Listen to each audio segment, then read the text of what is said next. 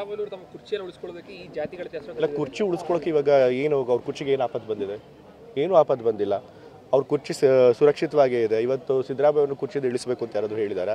In fact MUDA ಕೇಸ್ನಂತ ಸುಳ್ಳು case ಹಾಕಿ ಅಷ್ಟೆಲ್ಲ ದೊಡ್ಡ ವಿವಾದ ಮಾಡಿದ್ರು ಕೂಡ ನಮ್ಮೆಲ್ಲ ಕಾಂಗ್ರೆಸ್ ಪಕ್ಷದ ಶಾಸಕರು, ಸಚಿವರು, ಹೈಕಮಾಂಡು ಸಿದ್ದರಾಮಯ್ಯರು ಪರವಾಗಿ ನಿಂತರು, ಅವ್ರಿಗೆ ಬೆಂಬಲ ಕೊಟ್ಟರು. ಇಲ್ಲ ಇದು ಸುಳ್ಳು ಕೇಸು, ಹಾಗಾಗಿ ನಾವು ಸಿದ್ದರಾಮಯ್ಯವ್ರ ಹಿಂದೆ ನಿಂತೀವಿ ಅಂತಲೇ ಹೇಳಿದ್ರು.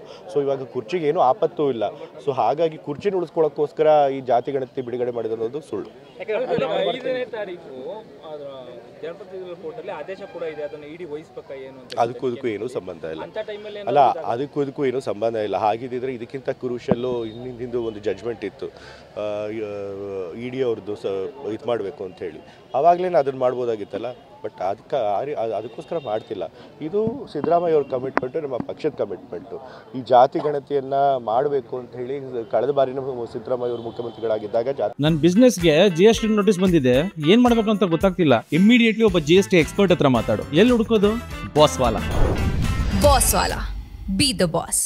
ಗಣತಿಯನ್ನು ಮಾಡಿಸಿದ್ರು. ಆದರೆ ಕಾರಣಾಂತರಗಳಿಂದ ಅವಾಗ ಮಾಡೋಕ್ಕಾಗಿರಲಿಲ್ಲ. ನಂತರ ಈಗ 2023 ಚುನಾವಣೆಯಲ್ಲೂ ಕೂಡ ನಾವು ಪ್ರಣಾಳಿಕೆಯಲ್ಲಿ ಜಾತಿ ಗಣತಿ ಮಾಡ್ತೀವಿ ಅಂತ ಹೇಳಿ ಭರವಸೆ ಕೊಟ್ಟಿದ್ವಿ ಪ್ರಣಾಳಿಕೆಯಲ್ಲಿ ಜನರಿಗೆ. ಆ ಭರವಸೆಯಿಂದನೇ ನಾವು ಅಧಿಕಾರಕ್ಕೆ ಬಂದಿದ್ದು. ಈಗ ಆ ಭರವಸೆ ನೀಡಿರುವಂಥ ಕೆಲಸ ಮಾಡಿದ್ದೀವಿ. ಸಿದ್ದರಾಮಯ್ಯವರು ತಮ್ಮ ಕುರ್ಚಿಯನ್ನು ಉಳಿಸ್ಕೊಳ್ಳೋದಕ್ಕೆ ಈ ಜಾತಿಗಣತಿ ಹೆಸರು ಇಲ್ಲ, ಕುರ್ಚಿ ಉಳಿಸ್ಕೊಳ್ಳೋಕೆ ಇವಾಗ ಏನು ಅವ್ರ ಕುರ್ಚಿಗೆ ಏನು ಆಪತ್ತು ಬಂದಿದೆ?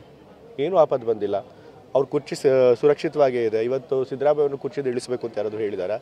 ಇನ್ಫ್ಯಾಕ್ಟ್ ಮೂಡಾ ಕೇಸ್ನಂತ ಸುಳ್ಳು ಕೇಸ್ ಹಾಕಿ ಅಷ್ಟೆಲ್ಲ ದೊಡ್ಡ ವಿವಾದ ಮಾಡಿದ್ರು ಕೂಡ ನಮ್ಮೆಲ್ಲ ಕಾಂಗ್ರೆಸ್ ಪಕ್ಷದ ಶಾಸಕರು, ಸಚಿವರು, ಹೈಕಮಾಂಡು ಸಿದ್ದರಾಮಯ್ಯರು ಪರವಾಗಿ ನಿಂತರು, ಅವ್ರಿಗೆ ಬೆಂಬಲ ಕೊಟ್ಟರು. ಇಲ್ಲ ಇದು ಸುಳ್ಳು ಕೇಸು, ಹಾಗಾಗಿ ನಾವು ಸಿದ್ದರಾಮಯ್ಯವ್ರ ಹಿಂದೆ ನಿಂತೀವಿ ಅಂತಲೇ ಹೇಳಿದ್ರು.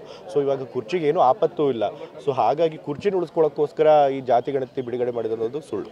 5ನೇ ತಾರೀಕು ಜನಪ್ರತಿನಿಧಿಗಳ ಕೋರ್ಟಲ್ಲಿ ಆದೇಶ ಕೂಡ ಇದೆ, ಅದನ್ನು ಇಡಿ ವಹಿಸಬೇಕಾ ಏನು ಅಂತ? ಅದಕ್ಕೂ ಏನೂ ಸಂಬಂಧ ಇಲ್ಲ. ಅಂತ ಟೈಮಲ್ಲಿ ಅಲ್ಲ, ಅದಕ್ಕೂ ಏನೂ ಸಂಬಂಧ ಇಲ್ಲ. ಹಾಗಿದ್ದಿದ್ರೆ ಇದಕ್ಕಿಂತ ಕ್ರೂಷಲ್ಲು ಹಿಂದಿಂದು ಒಂದು ಜಡ್ಜ್ಮೆಂಟ್ ಇತ್ತು, ಇಡಿ ಅವ್ರದ್ದು ಇದು ಮಾಡಬೇಕು ಅಂತ ಹೇಳಿ.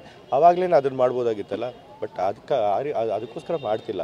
ಇದು ಸಿದ್ದರಾಮಯ್ಯ ಅವ್ರ ಕಮಿಟ್ಮೆಂಟು, ನಮ್ಮ ಪಕ್ಷದ ಕಮಿಟ್ಮೆಂಟು.